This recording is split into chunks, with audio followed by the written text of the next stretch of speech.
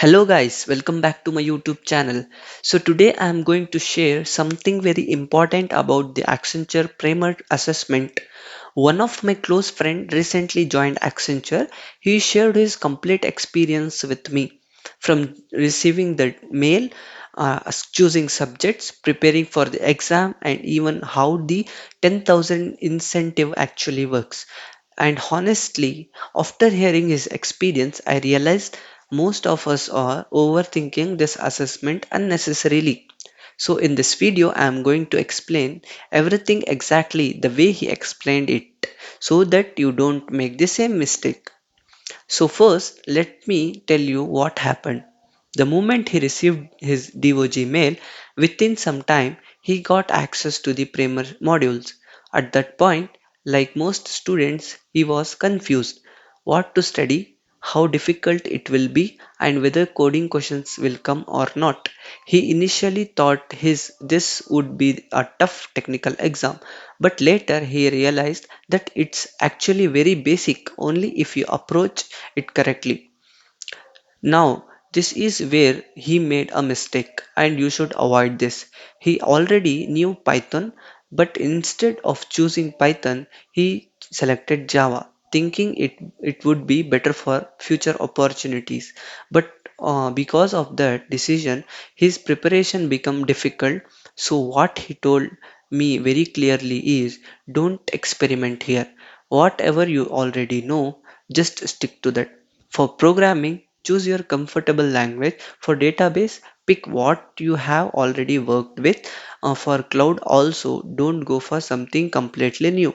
He also mentioned that many students go with combinations like Python, MySQL, and AWS because they find it easier. But again, your comfort matters more than anything.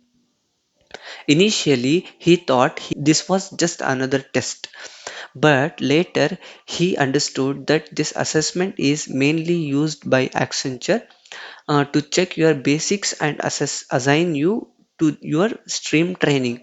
And one very important thing he told me, you must complete 100% of the modules.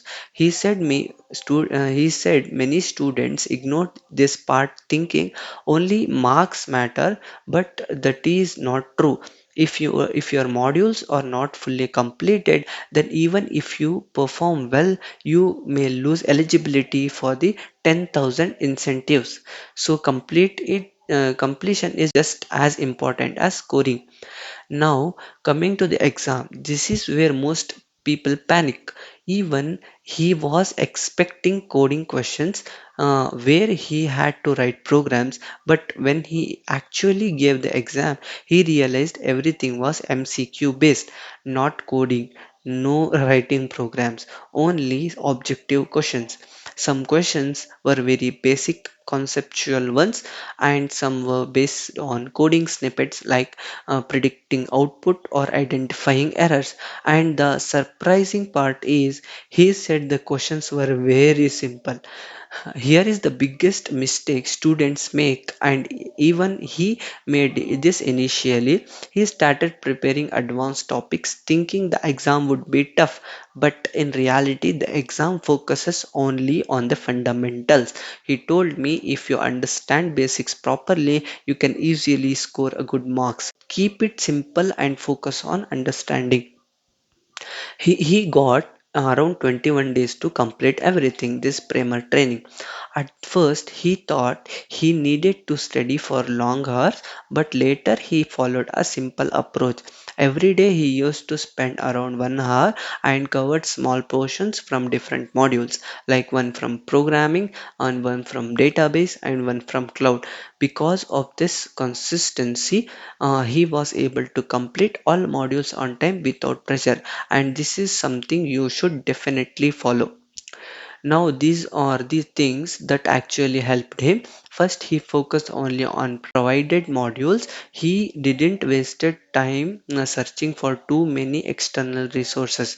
Second, instead of memorizing, he tried to understand the concepts, which is important. Whenever he didn't understand something, he simply refers the basic explanation to clear his fundamentals. Third thing is he He practiced MCQs regularly to get comfortable with the exam pattern, because at the end the exam is all about selecting the correct answers quickly.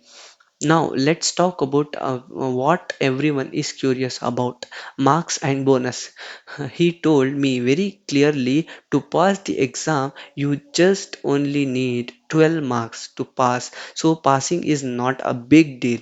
But if you want the 10,000 incentives, then you need to score at least 15 marks, which is around 75%. And one more thing, if you score below 75%, you will still pass, but you won't get the bonus. Also, the incentives is not given immediately, it is credited after your stream training is completed.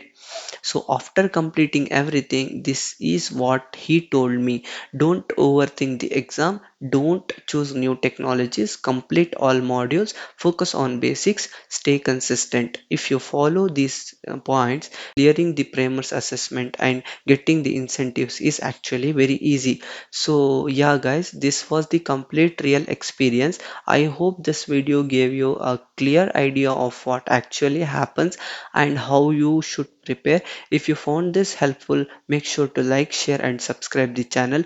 And if you have any queries, please comment down. Thanks for watching.